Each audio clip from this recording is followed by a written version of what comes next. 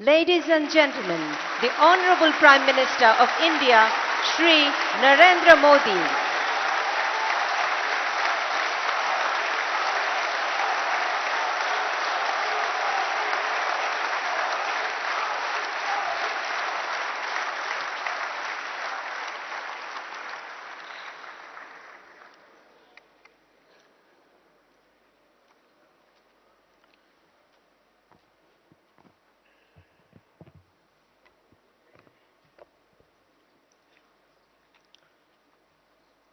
माननीय vice chancellor, Dhaka विश्वविद्यालय, professor आरिफिन Siddiqui जी, ढाका विश्वविद्यालय के वरिष्ठ अधिकारीगण, अध्यापक और प्रिय छात्र एवं छात्राएं, बांग्लादेश सरकार के सभी आदरणीय मंत्रीगण, सभी वरिष्ठ नेतागण, आदरणीय सभी सांसद सदस्य महोदया, आईटेक और आईसीसीआर के स्कॉलर्स, मुक्ति योद्धा, व्यावसायिक समुदाय, बुद्धिजीवी, भारतीय समुदाय,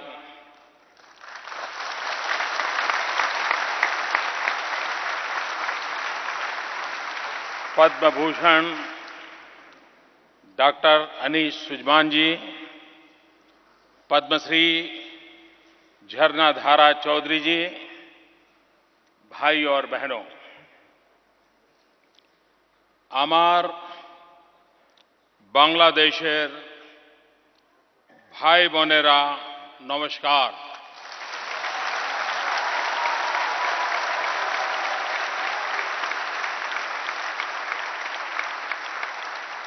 केमन आछो?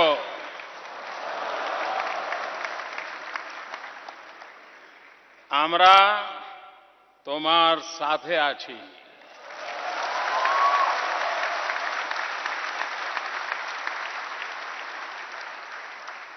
आमरा तोमाके साथे निया चलबो।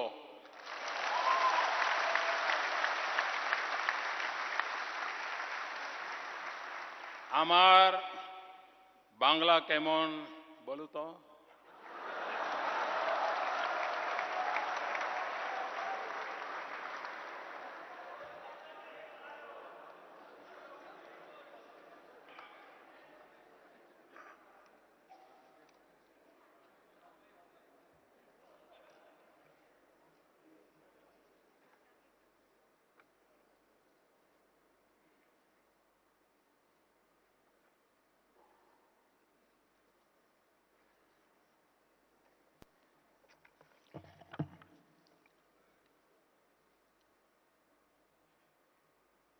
दो दिन की मेरी यात्रा आज समाप्त हो रही है। ये मेरा एक प्रकार से इस यात्रा का आखिरी कार्यक्रम है, लेकिन मुझे ऐसा लग रहा है कि सचमुच में अब यात्रा शुरू हो रही है।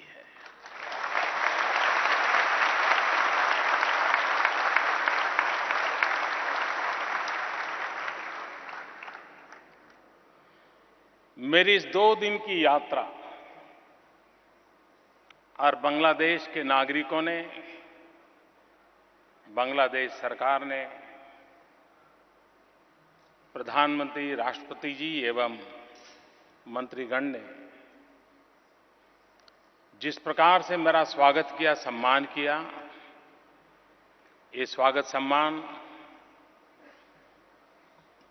नरेंद्र मोदी नाम के एक व्यक्ति का नहीं है,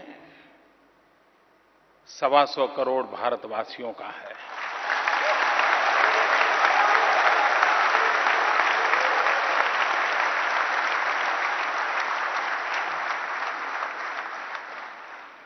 इस 2 दिन की यात्रा के बाद न सिर्फ एशिया लेकिन पूरा विश्व बारीकी से पोस्टमार्टम करेगा।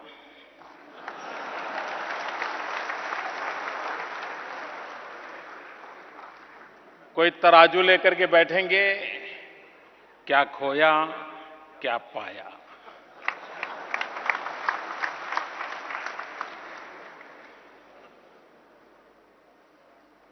लेकिन अगर एक वाक्य में मुझे कहना है तो मैं कहूंगा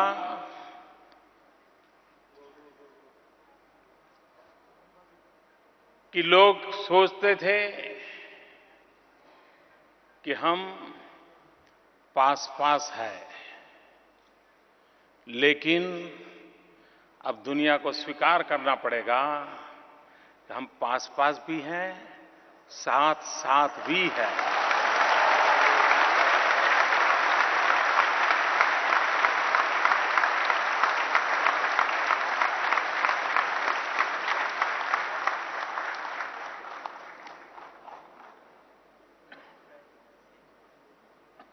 मेरा बांग्लादेश के साथ एक इमोशनल अटैचमेंट है, और इमोशनल अटैचमेंट ये है कि मेरे जीवन में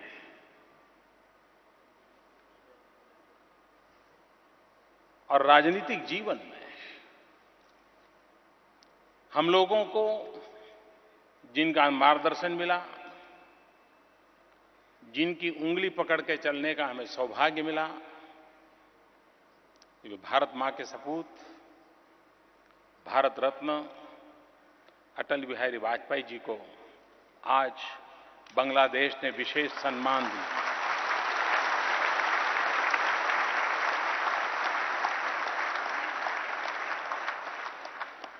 और सम्मान मिला एक मुक्ति योद्धा राष्ट्रपति जी के हाथों से।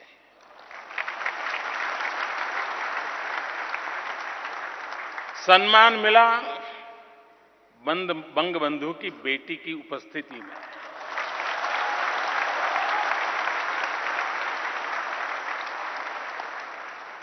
और सम्मान लेने का सौभाग्य उस व्यक्ति के पास था जिसने युवानी में कभी राजनीति से जिसका कोई लेना देना नहीं था। मैं वो इंसान हूं, बहुत देर से राजनीति में आया हूं, करीब करीब 90 के आसपास। लेकिन मुझे अपने जीवन में सबसे पहला कोई राजनीतिक कार्यक्रम में हिस्सा लेने का सौभाग्य मिला। मैं युवा था, युवा सहज गतिविधियों से जुड़ा था, लेकिन उस समय अखबारों में पढ़ते थे बांग्लादेश के लड़ाई के संबंध में, मुक्ति योद्धाओं की लड़ाई के संबंध में, यहां पर हो रहे जुल्म के संबंध में। और जैसा आपका खून खौलता था, हमारा खून भी खौलता था।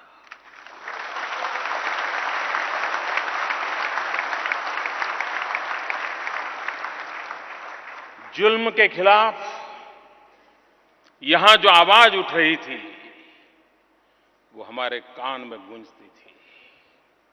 और यहां से उठी वो आवाज, उस पुकार ने हमें प्रेरित किया। और मैं जीवन में पहली बार गांव छोड़ करके दिल्ली में भारतीय जनसंघ के द्वारा बांग्लादेश की मान्यता के लिए जो सत्याग्रह चल रहा था, उस सत्याग्रही बनने का मुझे सौभाग्य मिला था।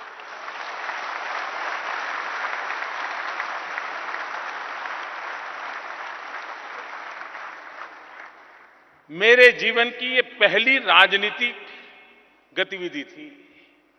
उसके बाद भी कभी नहीं की, कई सालों तक नहीं की। मैं सामाजिक जीवन से जुड़ा था, और उस अर्थ में शायद ऊपर वाले की इच्छा होगी कि वो नाता आज नए रूप में आपके साथ मुझे जोड़ दिया, आपके साथ जोड़ दिया।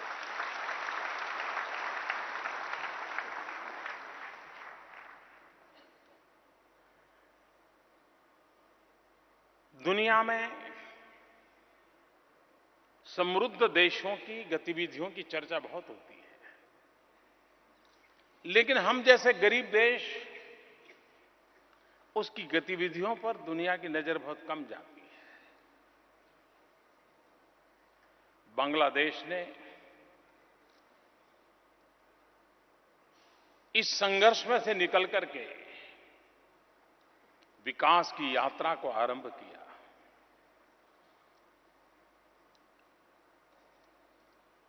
और इतने कम समय में, और यहां पर राजनीतिक संकट बार बार आए हैं, उतार चढ़ाव बार बार आए हैं।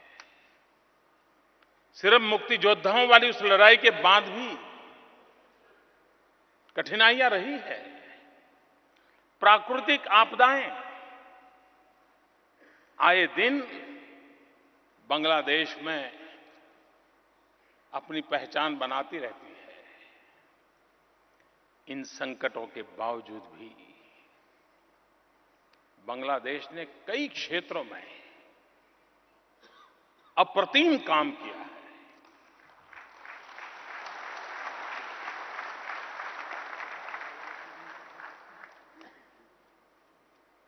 लोगों का ध्यान यहां की गारमेंट इंडस्ट्री के विकास की तरफ तो जाता है, और वे बधाई के पात्र हैं सारे। और मैं अभी चीन गया था, तो वहां के एक रेडीमेड गारमेंट के एक सीईओ मुझे बता रहे थे कि मोदी जी, आपका तो 125 करोड़ का देश है, आप कर क्या रहे हो? मैंने कहा क्या हुआ भाई? अरे बोले, तुम्हारे बगल में 17 करोड़ का देश आज दुनिया में नंबर 2 पे खड़ा है गारमेंट की दुनिया में।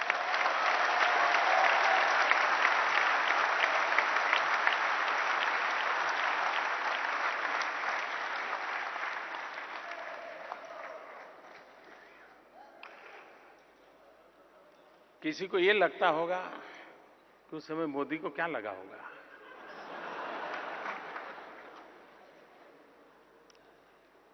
मैं दिल से कहता हूं, मुझे इतना आनंद आया, इतना आनंद आया।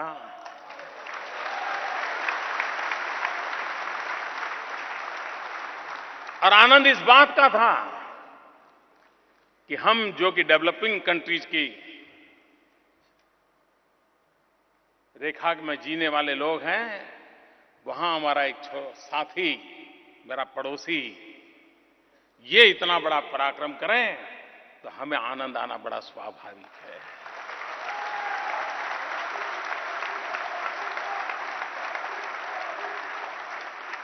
सूरज पहले यहां निकलता है, लेकिन बाद में किरणें हमारे यहां भी तो पहुंचती है।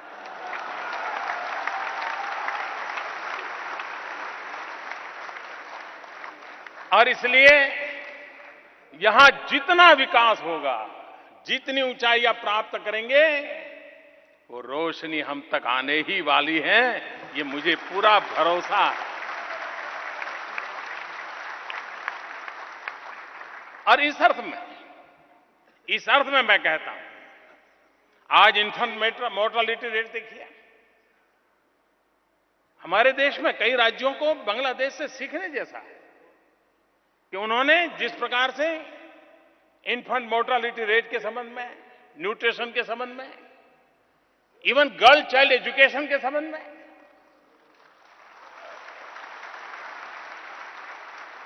ये बातें हैं जो स्वाभाविक रूप से, क्योंकि जब बांग्लादेश आता है ना, तो हमें इस बात का हमेशा गर्व होता है कि मेरे भी देश का कोई जवान था जिसने अपना रक्त दिया था इस बांग्लादेश के लिए।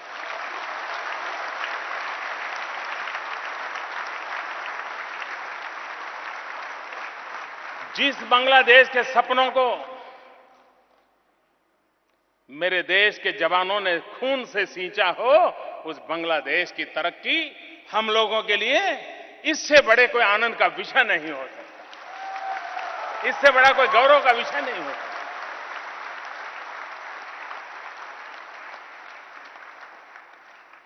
मैं प्रधानमंत्री जी को विशेष रूप से बधाई देना चाहता हूं। उन्होंने एकमात्र अपना गोल बनाया है, डेवलपमेंट, विकास, और लगातार 6% ग्रोथ, ये छोटी बात नहीं है।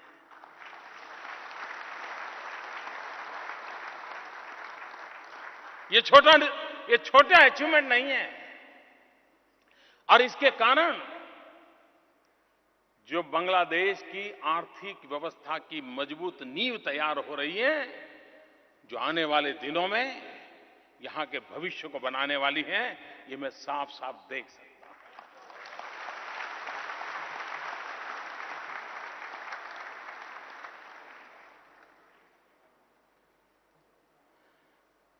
भारत और बांग्लादेश दोनों एक विषय में बड़े भाग्यशाली हैं।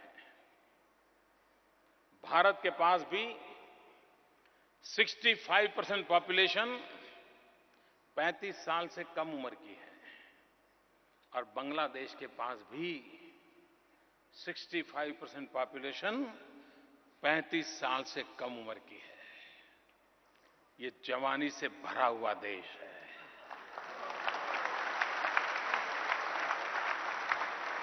उसके सपने भी जवान है। जिस देश के पास ऐसा सामर्थ्य हो और विकास को समर्पित नेतृत्व हो, कुछ कर गुजारने का उमंग हो, मैं विश्वास से कहता हूं, अब बांग्लादेश की विकास यात्रा कभी रुक नहीं सकती है, न रुक नहीं।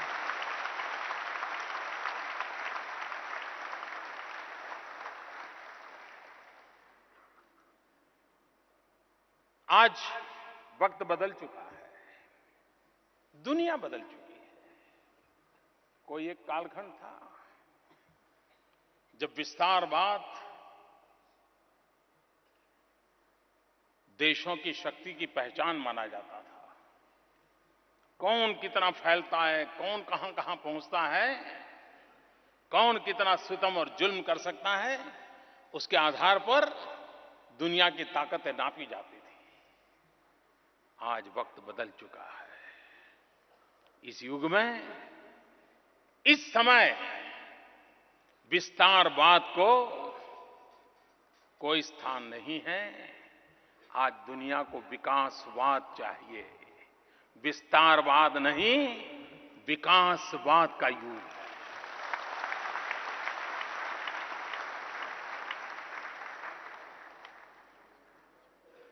और यही मूलभूत चिंतन है। बहुत कम लोग इस बात का मूल्यांकन कर पाए हैं कि भारत और बांग्लादेश के बीच लैंड बाउंड्री एग्रीमेंट, क्या ये सिर्फ जमीन विवाद का समझौता हुआ है? अगर किसी को ये लगता है कि 2-4 किलोमीटर जमीन इधर गई और 2-4 किलोमीटर जमीन उधर गई, ये वो समझौता नहीं है। ये समझौता दिलों को जोड़ने वाला समझौता है।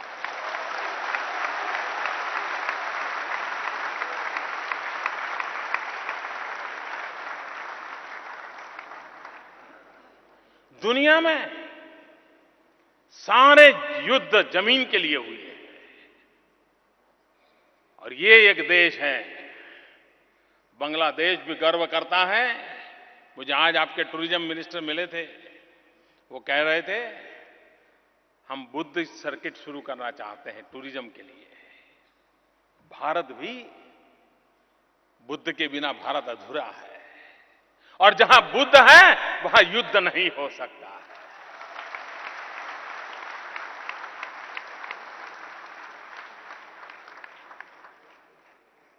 और इसलिए दुनिया जमीन के लिए लड़ती हो, मरती हो, लेकिन हम दो देश हैं जो जमीन को ही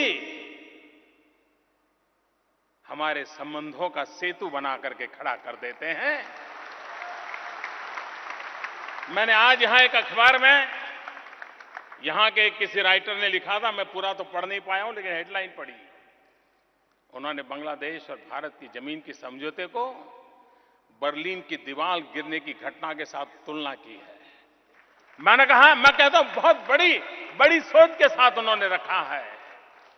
यही घटना दुनिया के किसी पूरे भूभाग में होता तो विश्व में बड़ी चर्चा हो जाती, पता नहीं नोबेल प्राइज देने के लिए रास्ते खोले जाते।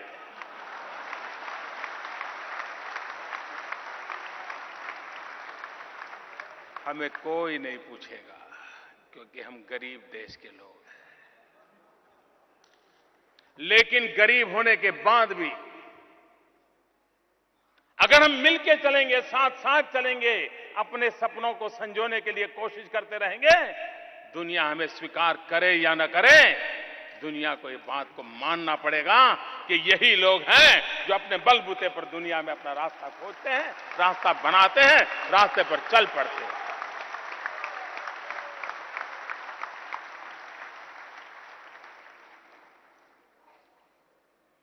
यहां के नौजवान के सपने हैं। वक्त बहुत बदल चुका है। आप किसी भी नौजवान को पूछिए, उसके एस्पिरेशन पूछिए। आज से 20 साल 25 साल पहले हम जो सोचते थे वो जवाब आज नहीं मिलेगा। वो कुछ और सोचता है। वो दुनिया को अपनी बाहों में कर लेना चाहता है। वो जगत के साथ जुड़ना चाहता है। वक्त बदल चुका है। ये हम लोगों का दायित्व है कि हमारी युवा पीढ़ी को विकास के लिए हम अवसर दें, शिक्षा के लिए अवसर दें, उन नई चीजों को प्राप्त करने के लिए अवसर दें। आज मैं जिस ढाका यूनिवर्सिटी में आया हूं और मुझे आपने निमंत्रित किया है, यही तो ढाका यूनिवर्सिटी है जिसने बांग्लादेश को ज्ञान से संवारा है, बुद्धि से संवारा है।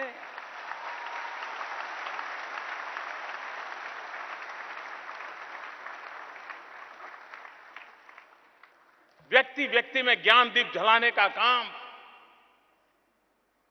इस यूनिवर्सिटी ने किया है। बीते हुए कल तो हम इससे जुड़े थे। हमारे यहां भी जो लोग हैं वो यहीं से शिक्षा दीक्षा लेकर आए थे। हर एक का नाम हम गर्व से कह सकते हैं। और उसी प्रकार से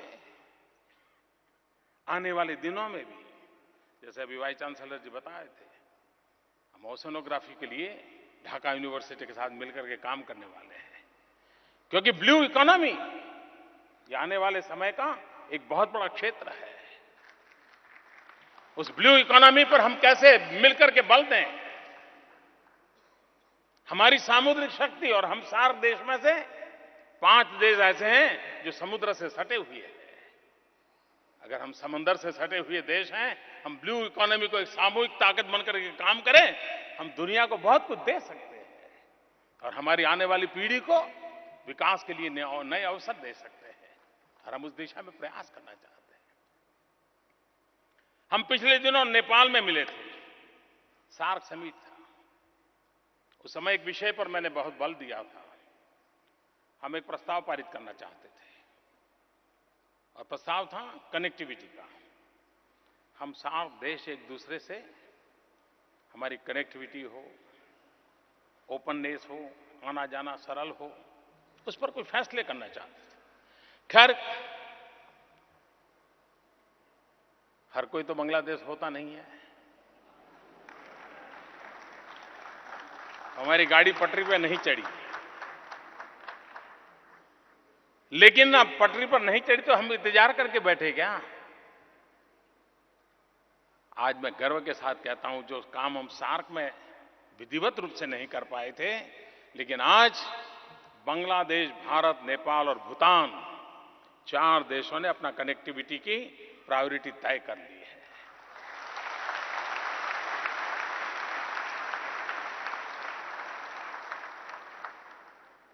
और ये हम मान के चले।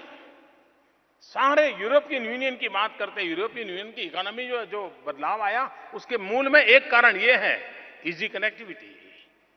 सार्क देश भी इसी प्रकार से आगे बढ़ सकते हैं। सब चले या न चले, कुछ तो चल पड़े हैं।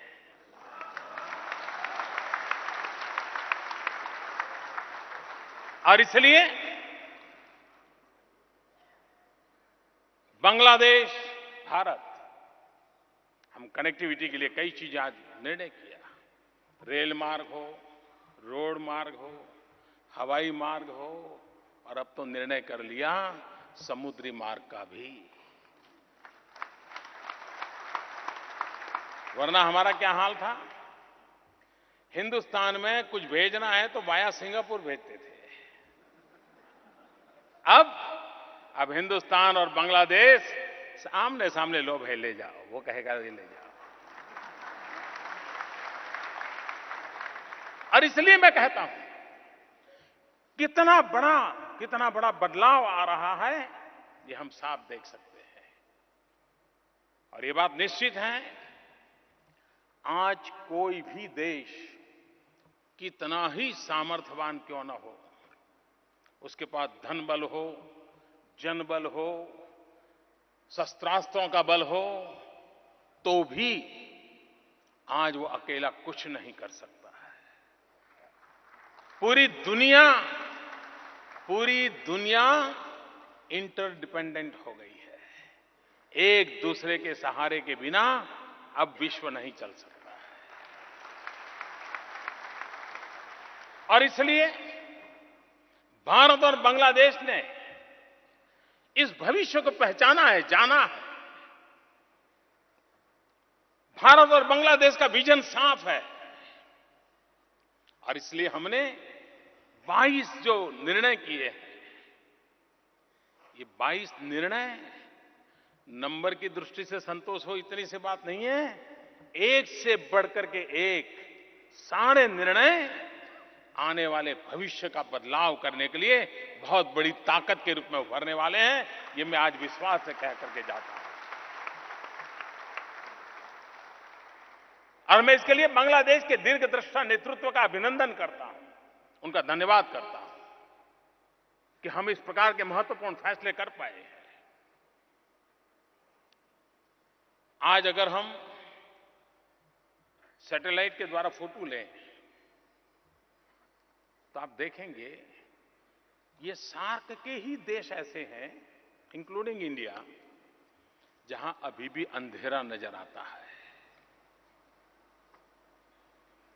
क्या हमारे यहां उजाला नहीं होना चाहिए?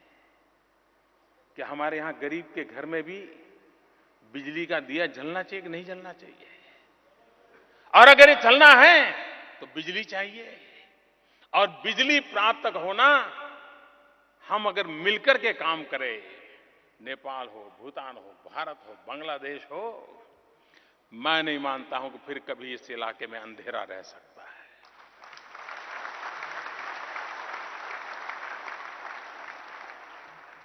और साथ साथ जब मैं कहता हूं, जब हमने त्रिपुरा में पलटन में बिजली का कारखाना लगाया, अब वो बिजली कारखाने के बड़े बड़े यंत्र ले जाने थे, बांग्लादेश की मदद नहीं मिलती तो हम वहां नहीं ले जा सकते थे। बांग्लादेश ने हमें मदद की, समुद्री मार्ग से हमें जाने दिया, और आज वहां बिजली का कारखाना पलटन में शुरू हो गया और 100 मेगावाट बिजली बांग्लादेश को आना शुरू हो गया। 500 मेगावाट बिजली देने का हमने वादा किया था और कल हमने तय किया है 1000 मेगावाट बिजली बांग्लादेश को।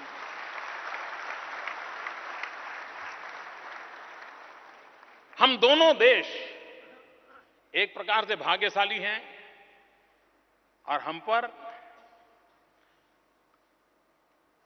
तपते सूरज की बड़ी कृपा है। अब तक तो वो परेशानी का कारण था, लेकिन वही सूरज अब शक्ति का कारण बन गया है। सोलार एनर्जी हमारी बहुत बड़ी बदौलत हो सकती है। भारत और बांग्लादेश दोनों सोलार एनर्जी के क्षेत्र में बहुत ही एग्रेसिवली आगे बढ़ना चाहते हैं और दुनिया जो क्लाइमेट चेंज के लिए चर्चा करती रहती है, हम धरती पर उसका जवाब ढूंढते हैं और जवाब पाकर के रहेंगे। हम उस दिशा में आगे बढ़ना चाहते हैं।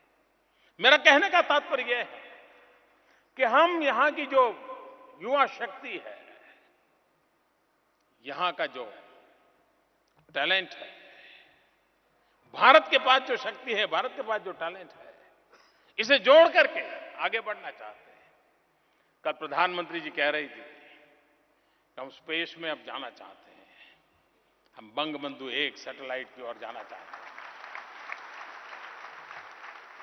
तो मैंने उनसे ऐसे ही मजाक में कहा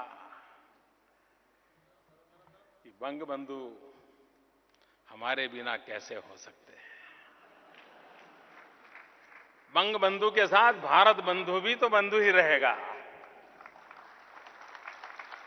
और मैंने कहा हम आपके स्पेस प्रोग्राम में जुड़ना चाहते हैं, क्योंकि भारत ने स्पेस की दुनिया में अपनी एक ताकत परिचय करवा दिया है दुनिया को। हमारी वो शक्ति है, वो बांग्लादेश के काम आनी चाहिए। मैंने कल सामने से ऑफर किया है और मैंने सार्क देशों को कहा था, हम एक सार्क सैटेलाइट छोड़ेंगे। 2016 तक हम सफलतापूर्वक उस काम को पूरा करना चाहते हैं। उन सार्क सैटेलाइट के द्वारा इन सार्क देशों को, यहां के किसानों को वेदर के संबंध में जानकारी मिले, कोई सामुद्रिक तूफान की संभावना हो, कोई हवा तेज चलने वाली हो, साइक्लोन आने वाला हो तो उसका पूर्वानुमान हो, शिक्षा के लिए काम आए, हेल्थ के लिए काम आए। ये सार्क सैटेलाइट भारत सार्क देशों के लिए, मतलब कि बांग्लादेश के लिए आने वाले दिनों में लाने वाला है। यानी विकास की हमारी जो कल्पना, हम जिस रूप में आगे बढ़ना चाहते हैं, और इसलिए मैं कहता हूं हम पास भी हैं, साथ भी हैं।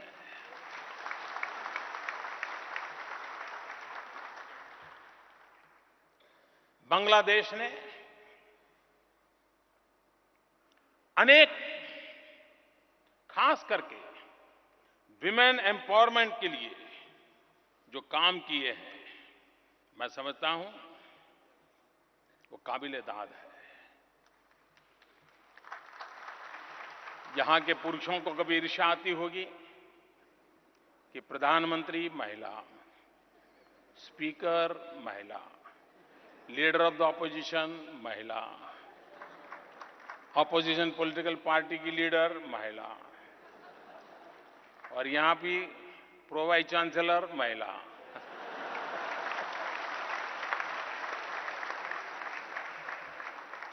ये सुनकर के गर्व होता है जी। हम एशियन कंट्रीज आज भी दुनिया के कुछ देशों में महिला को राष्ट्र के प्रमुख के रूप में स्वीकार करने के लोगों की मानसिकता कम है। ये भूभाग दुनिया का ऐसा है कि जहां पर नारी को राष्ट्र का नेतृत्व करने का बार-बार अवसर मिला है। चाहे हिंदुस्तान हो, बांग्लादेश हो, पाकिस्तान हो, इंडोनेशिया हो, थाईलैंड हो, अब देखिए इस भूभाग में श्रीलंका, ये विशेषता है हमारी। लेकिन फिर भी हम कहीं और होते तो दुनिया में जय जयकार होता। लेकिन हम गरीब हैं, हम पिछड़े हैं, कोई हमारी ओर देखने को तैयार नहीं। हम सम्मान से, गर्व से खड़े हो कि दुनिया को दिखाने के लिए हमारे पास ये ताकत है। दुनिया को मानना पड़ेगा कि विमेन एम्पावरमेंट में भी हम दुनिया से कम नहीं है।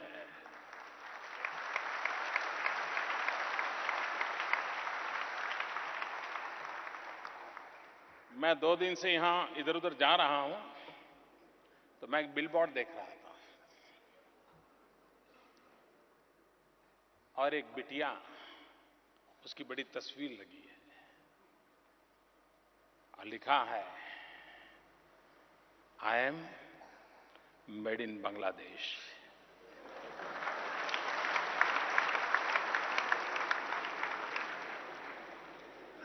आपकी महिला क्रिकेटर सलमा खातून की वो चेहरा,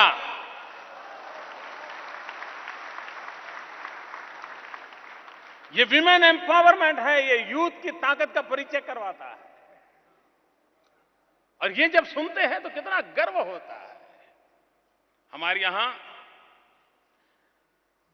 अभी अभी क्रिकेट का दौर समाप्त हुआ और जब बांग्लादेश का नौजवान अल हसन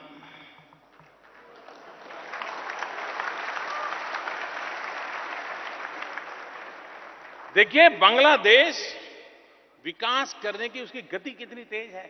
क्रिकेट की दुनिया में बांग्लादेश की एंट्री देर से हुई, लेकिन आज हिंदुस्तान समेत सभी क्रिकेट टीमों को बांग्लादेश की क्रिकेट टीम को कम आंकने की हिम्मत नहीं है।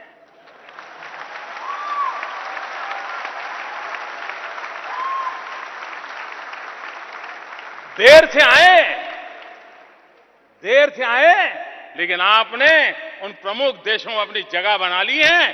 ये बांग्लादेश की ताकत है।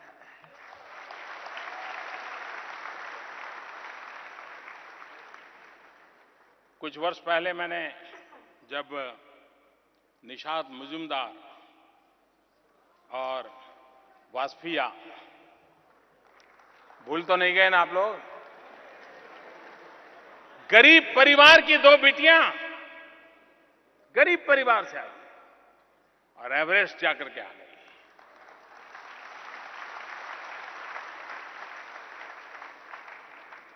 ये बांग्लादेश की ताकत है और मुझे गर्व है कि मैं उस बांग्लादेश के साथ साथ चलने के लिए आया हूं।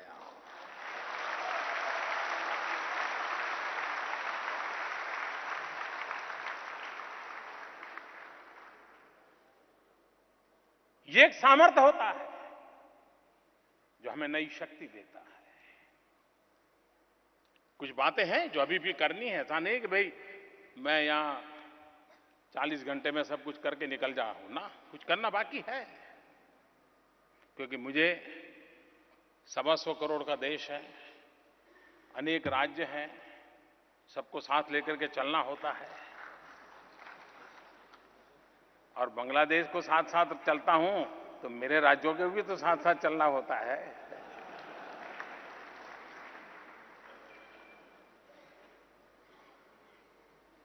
और जब भी बांग्लादेश आया तो स्वाभाविक है, तीस्ता के पानी की चर्चा होना बड़ा स्वाभाविक है। गंगा और ब्रह्मपुत्र के पानी के संबंध में हम साथ चले हैं और मुझे भरोसा है और मेरा तो मत है, पंछी, पवन और पानी, तीन को वीजा नहीं लगता है।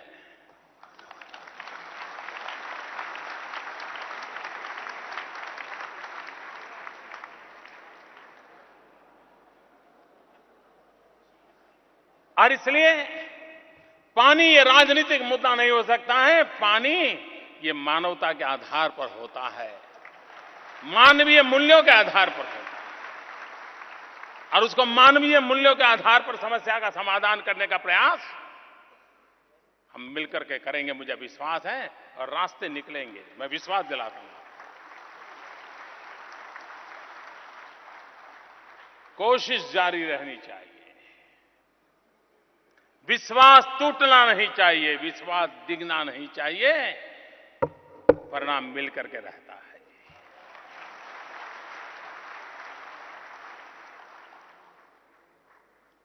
कभी कभार सीमा पर कुछ घटना ऐसी हो जाती है कि दोनों तरफ तनाव हो जाता है। किसी भी निर्दोष की मौत हर किसी के लिए पीड़ादायक होती है। गोली यहां से चली या वहां से चली उसका महत्व नहीं है, मरने वाला गरीब होता है, इंसान होता है। और इसलिए हमारी सीमा पर ऐसी वारदात न हो और उसके कारण हमारे बीच तनाव पैदा करना चाहने वाले तत्वों को ताकत न मिले, ये हम दोनों देशों की जिम्मेवारी और हम निभाएंगे, निभाते रहेंगे, ऐसा मुझे विश्वास है। इस बार कई महत्वपूर्ण निर्णय हुए। ह्यूमन ट्रैफिकिंग के संबंध में कठोरता से काम लेने के लिए दोनों देशों ने निर्णय किया है। इलीगल मूवमेंट जो होता है उसके कारण भारत में भी कई राज्यों में उसके कारण तनाव पैदा होता है। हमने दोनों ने मिलकर के इसकी चिंता व्यक्त की है। फेक करेंसी करे कोई, खाए कोई और बदनामी बांग्लादेश को मिले। अब बांग्लादेश सरकार इस प्रकार की चीजों को चलने देना नहीं चाहती है। मैं बांग्लादेश सरकार की तारीफ करता हूं, उनका अभिनंदन करता हूं।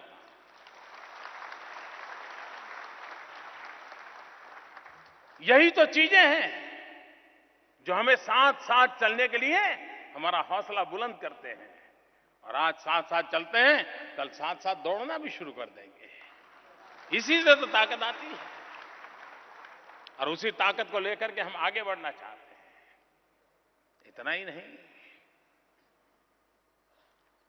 विकास की जब नई ऊंचाइयों को हमें पार करना है, डिफेंस के क्षेत्र में हम सहयोग करते हैं, सहयोग करना चाहते हैं, सहयोग बढ़ाना चाहते हैं। इस बार हमने लाइन ऑफ क्रेडिट $2 बिलियन किया है और ये करने का हमारा हौसला इसलिए बुलंद हुआ है कि पहले जो लाइन ऑफ क्रेडिट दी थी, अगर बहुत बढ़िया ढंग से किसी ने उसको उपयोग किया तो बांग्लादेश ने किया है। और इसलिए ये नया जो लाइन ऑफ क्रेडिट का हमारा निर्णय है, मुझे पूरा भरोसा है कि बांग्लादेश उसका सही उपयोग करेगा। हमने एक बड़ा महत्वपूर्ण निर्णय किया है इंडिया एसईजेड बनाने का। भारत के लोग यहां आए, पूंजी निवेश करें, यहां के नौजवानों को रोजगार दें, यहां की जो कच्चा माल है उसको मूल्य वृद्धि करें, यहां की इकोनॉमी को लाभ हो और भारत और बांग्लादेश में ट्रेड डेफिसिट का जो फासला है उसको कम करने में बहुत बड़ी ताकत बन जाएगा। हम नहीं चाहते कि बांग्लादेश हिंदुस्तान से तो माल लेता रहे और बांग्लादेश से कम सामान हिंदुस्तान आए। नहीं, हम बराबरी चाहते हैं। हम भी चाहते हैं बांग्लादेश का माल हिंदुस्तान में बिकना चाहिए। हम बराबरी से आपके एक मित्र राष्ट्र के रूप में हम खड़े हैं आपके साथ। और इसलिए हमारी भूमिका यही है कि हम किस प्रकार से आगे बढ़ें, किस प्रकार से हम साथ चले, उसी को लेकर के हम चलना चाहते हैं। आज दुनिया में कुछ संकटों का सामना भी हमें करना है। आने वाले दिनों में यूनाइटेड नेशन अपनी 70वीं सालगिरह मनाने जा रहा है। 70 साल की यात्रा कम नहीं होती है। प्रथम और दूसरे विश्व युद्ध की छाया में यूनाइटेड नेशन का जन्म हुआ।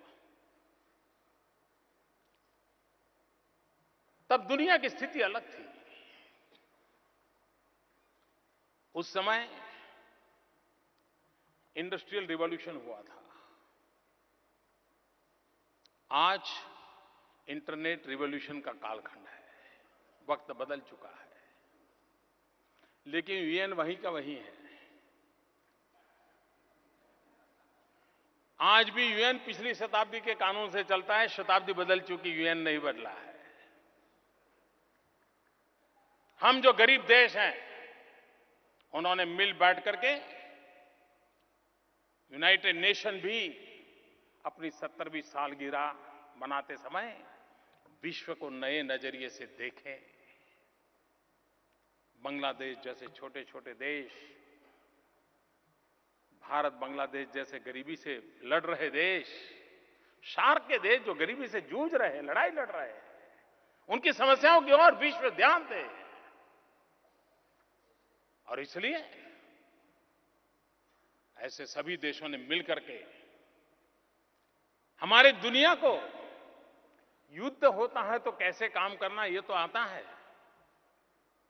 सीमा पर लड़ाई कैसे होगी, सेना क्या करेगी, वायुसेना क्या करेगी, सब आता है।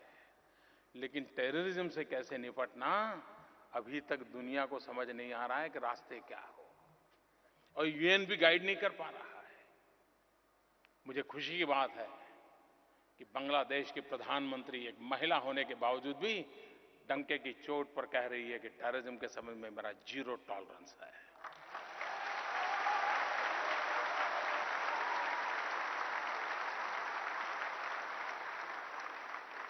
मैं शेख हसीना जी को अभिनंदन करता हूं जो हिम्मत के साथ ये कहें कि टेररिज्म के साथ मेरा जीरो टॉलरेंस है।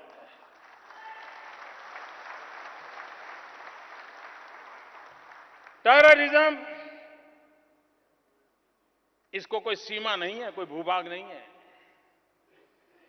भारत तो पिछले 40 साल से उसके कारण परेशान है। कितने निर्दोष लोगों की जिंदगी तबाह हो जाती है, कितना रक्त बह रहा है। और टेररिज्म के जुड़े हुए लोग क्या पाया उन्होंने, क्या दिया दुनिया को उन्होंने। और इसलिए टेररिज्म का रूप ऐसा है जिसे कोई सीमाएं नहीं है, कोई भूभाग नहीं है, न उसके कोई आदर्श है, न कोई मूल्य है, न कोई संस्कृति है, न कोई परंपरा है। अगर है तो उनका एक ही इरादा है और वो है मानवता की दुश्मनी। टेररिज्म वो मानवता का दुश्मन है। और इसलिए हम किसी भी पंथ संप्रदाय के क्यों न हो, किसी भी पूजा पद्धति में क्यों न मानते हो, हम पूजा पद्धति में विश्वास करते हो या न करते हो, हम ईश्वर या अल्लाह में विश्वास करते हो या न करते हो, लेकिन मानवता के खिलाफ ये जो लड़ाई चली है, मानवतावादी शक्तियों का एक होना बहुत आवश्यक है। जो भी मानवता में विश्वास करते हैं उन सभी देशों को एक होना बहुत अनिवार्य हुआ है। और हम इस आतंकवादी मानसिकता, इसको आइसोलेट करें, उसको निहत्थे करें और मानवता की रक्षा के लिए हम आगे बढ़ें। और इस काम में बांग्लादेश की सरकार ने जीरो टॉलरेंस ये जो संकल्प किया है, मैं उनका गौरव करता हूं, मैं उनका अभिनंदन करता हूं।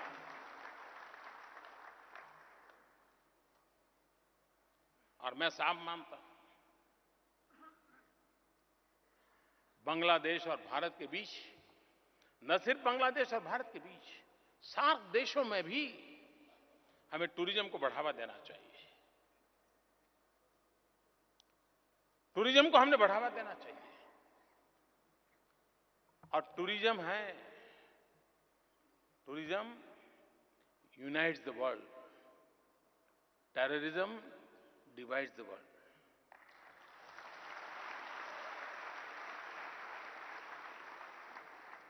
हम एक दूसरे को जाने पहचाने, नई पीढ़ी मिले जुले, बात करे, गर्व करे। और इसलिए टेररिज्म के सामने लड़ने के लिए हमारा मेलजोल जितना बढ़ेगा, एक दूसरे को पहचानने का अवसर जितना मिलेगा, एक नई शक्ति उसमें से उभर करके आती है। उस नई शक्ति को हमने आगे बढ़ाना है और इस देश में दिशा में हमने प्रयास करना है। यूएन सिक्योरिटी काउंसिल में अभी भी हिंदुस्तान को जगह नहीं मिल रही है, परमानेंट मेंबरशिप नहीं मिल रही है। आप कल्पना कर सकते हैं, दुनिया की 1/6 पॉपुलेशन, हर छठा व्यक्ति हिंदुस्तानी है, लेकिन उसको दुनिया की शांति के संबंध में चर्चा करने के लिए हक नहीं है। कैसी सोच है। और वो देश, और मैं डंके की चोट पर दुनिया के सामने आंख से आंख मिला करके कह रहा हूं, वक्त बदल चुका है, समय से पहले जान जाइए।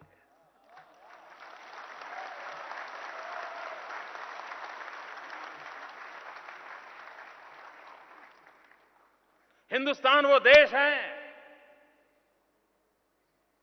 जो कभी जमीन के लिए किसी पर हमला नहीं किया है, न कभी लड़ाई लड़ी है। हम प्रथम विश्व युद्ध में 13 लाख हिंदुस्तान की सेना के जवान प्रथम विश्व युद्ध में जुड़े, अपने लिए नहीं, भारत की सत्ता बचाने के लिए नहीं, भारत का भूभाग बढ़ाने के लिए नहीं, किसी और के लिए लड़े, किसी और के लिए मरे और करीब करीब 75,000 लोग शहीद हुए, 75,000 लोग प्रथम विश्व युद्ध में।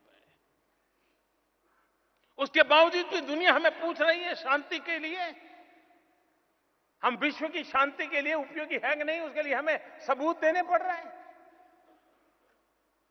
द्वितीय विश्व युद्ध हुआ, 15 लाख से भी ज्यादा हिंदुस्तान की फौज किसी के लिए लड़ी, किसी के लिए मरी, किसी दुनिया के देश में जाकर के मरी। और उस समय हम सब एक थे, बांग्लादेश के भी बच्चे थे उसमें, जिन्होंने द्वितीय विश्व युद्ध में बलिदान दिए थे। तब विभाजन नहीं हुआ, हम सब एक थे। करीब 90,000 हमारे नौजवान उस युद्ध में शहीद हुए थे। आज भी यूनाइटेड नेशन बड़े गर्व से कहता है कि पीस कीपिंग फोर्स, उसमें अगर सबसे उत्तम काम है तो भारत की सेना का होता है, उनकी डिसिप्लिन का होता है। उसके बावजूद भी सिक्योरिटी परमानेंट सीट के लिए भारत को तरसना पड़ रहा है। इतना ही नहीं, मैं दुनिया में क्या कभी कोई घटना मिल सकती है कि बांग्लादेश में जब मुक्ति योद्धा अपना रक्त बहा रहे थे, अपनी जवानी जान की बाजी मुक्त योद्धा लगा रहे थे, पता नहीं था कि कभी बांग्लादेश बनेगा, कभी सत्ता के सिंहासन पर जाने का अवसर मिलेगा। एक अमर सोनार बांग्ला का प्रेरणा थी, बंगबंधु का नेतृत्व था और हर बंगाली मरने के लिए तैयार हुआ था। उन 71 के दिनों को याद करें, हमारी आने वाली पीढ़ी को बताएं कि हम ही तो वो लोग थे। वो एक एक मुक्ति योद्धा, आज यहां मुक्ति योद्धा यहां बैठे हैं, मैं उनको नमन करता हूं। और उनके साथ कंधे से कंधा मिला करके हिंदुस्तान की फौज ने अपना रक्त बहाया था। और कोई कह नहीं सकता था कि ये रक्त मुक्ति योद्धा का है, ये रक्त भारत की सेना के जवान का है। कोई फर्क महसूस नहीं होता था, वो भावना का प्रबल उमंग। और इतिहास देखिए, 90,000 जिन लोगों ने बांग्लादेश के नागरिकों पर जुल्म किया था, ऐसे 90,000 की सेना को आत्मसमर्पण के लिए भारत की सेना ने मजबूर किया था। आप कल्पना कर सकते हैं, जो पाकिस्तान आए दिन हिंदुस्तान को परेशान करता रहता है, नाको दम ला देता है, टेररिज्म को बढ़ावा की घटनाएं घटती रहती है, 90,000 सैन्य उसके कब्जे में था। अगर विकृत मानसिकता होती तो पता नहीं निर्णय क्या करता। आज एक हवाई जहाज को कोई हाईजैक कर जाए ना, तो 25, 50, 100 पैसेंजर के बदले में दुनिया भर की मांगे मनवा ले सकता है। भारत के पास 90,000 सैनिक पाकिस्तान के कब्जे में थे। लेकिन यह हिंदुस्तान का चरित्र देखिए, हिंदुस्तान की सेना का चरित्र देखिए। हमने बांग्लादेश के विकास की चिंता की, बांग्लादेश के स्वाभिमान की चिंता की, बांग्लादेश की धरती का उपयोग हमने पाकिस्तान पर गोलियां चलाने के लिए नहीं किया।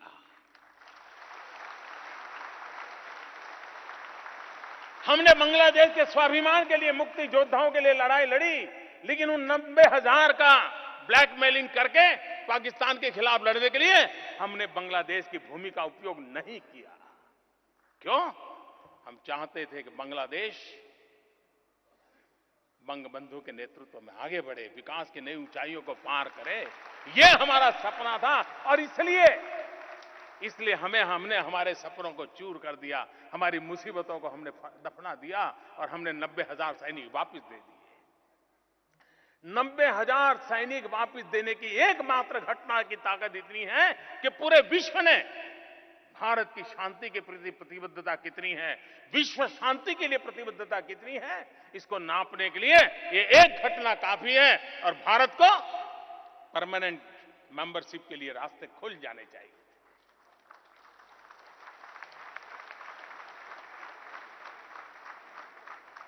लेकिन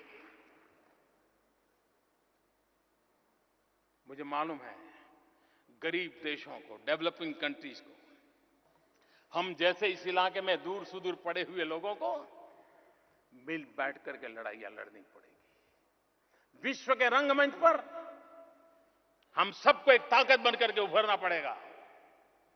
हमारी समस्याओं का समाधान करने के लिए हम अपने आप कंधे से कंधा मिलाकर के चल करके समस्याओं का समाधान कर सकते हैं। किसी की मदद से अगर 2 साल में हो सकता है तो किसी की मदद के बिना 5 साल में भी तो होके रहेगा। हम झुकने वाले नहीं हैं।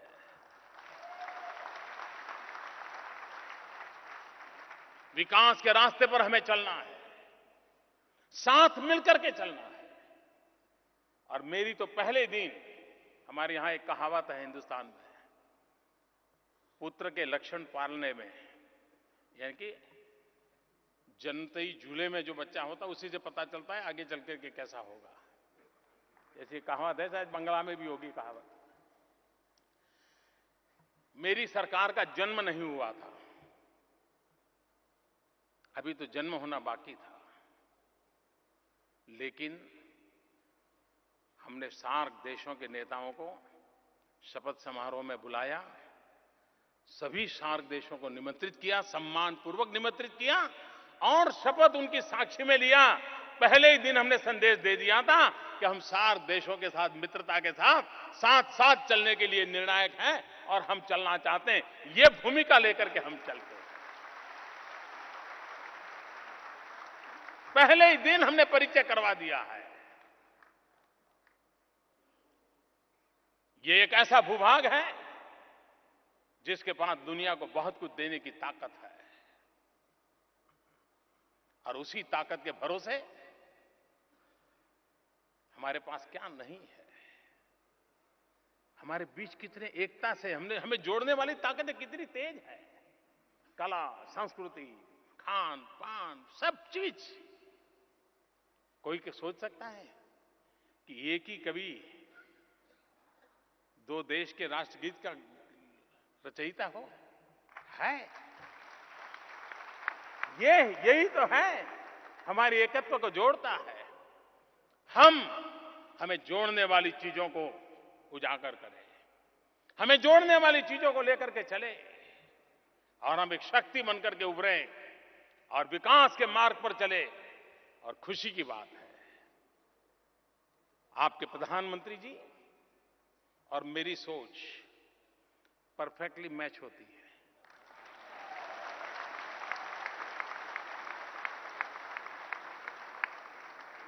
हमारे दिमाग में एक ही विषय है, विकास विकास विकास। उनके दिमाग में भी एक ही है, विकास विकास विकास। उन्होंने कहा हम 2021 जब बांग्लादेश अपनी गोल्डन जुबली मनाएगी तब हम हमारी आर्थिक स्थिति को यहां पहुंचाना चाहते हैं और इसलिए लगे हुए हैं। आपकी इमारत कितनी ही मजबूत क्यों ना हो, आपकी इमारत कितनी ही मजबूत क्यों ना हो, लेकिन आपके दीवार से सटे हुए पड़ोसी की इमारत अगर कच्ची हो जाए तो आपकी कितनी ही पक्की इमारत टिक सकती है क्या? कभी नहीं टिक सकती। और इसलिए भारत की इमारत कैसी भी क्यों ना हो, लेकिन बांग्लादेश की ताकत भारत की ताकत समान होनी चाहिए। समान शक्ति से दोनों आगे बढ़ने चाहिए ताकि कभी कोई संकट ना आए।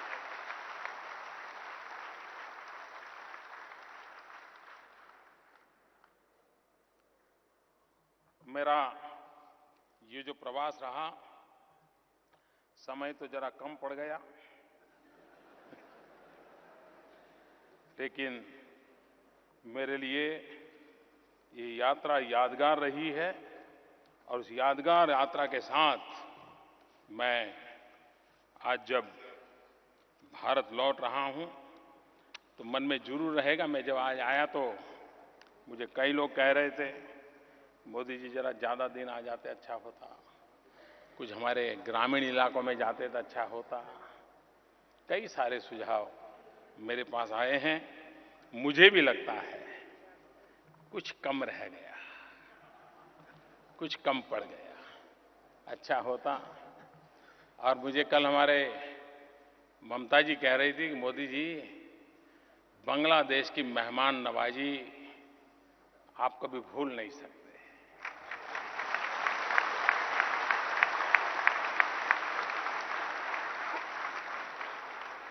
और मैंने अनुभव किया ऐसी उत्तम मेहमान नवाजी, लेकिन आखिरकार मेरे जिम्मे भी कुछ ड्यूटी है।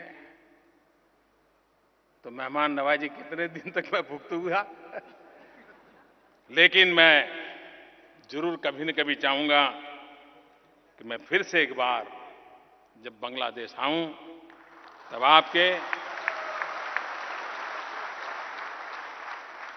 आरोंग के विषय में मैंने सुना है, हैंडीक्राफ्ट के संबंध में काफी बड़ी नामना है। कभी आरोंग जाने का भी मन कर जाता है। कभी मन करता है नोआखली चला जाओ, जहां महात्मा गांधी का एक म्यूजियम बना हुआ है, बापू का आश्रम है। कभी नोआखली चला जाऊं।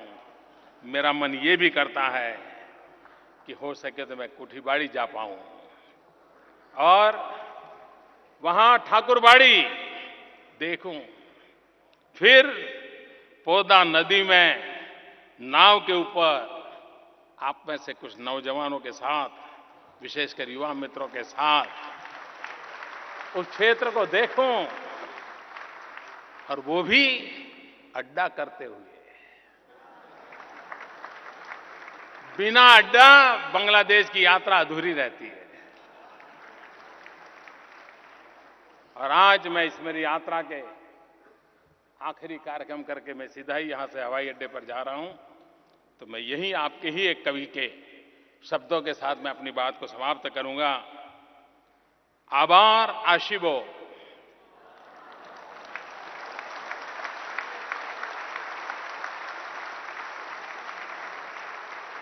आभार आशिबो फिरे धान सीरी रे तीरे।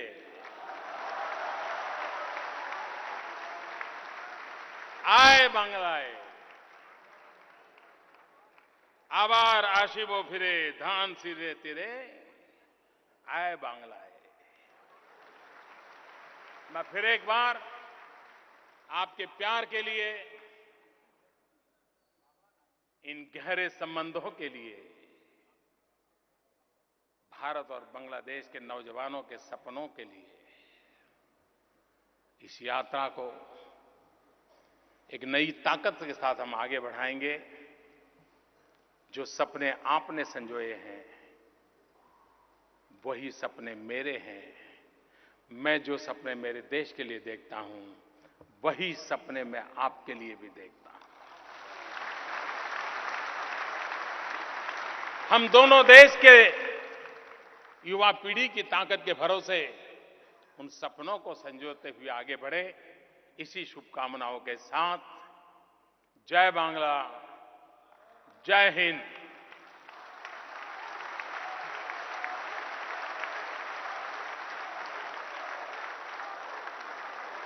माननीय प्रधानमंत्री श्री नरेंद्र मोदी जी को सर्वोत्कृष्ट भाषण देने हेतु कोटि कोटि धन्यवाद।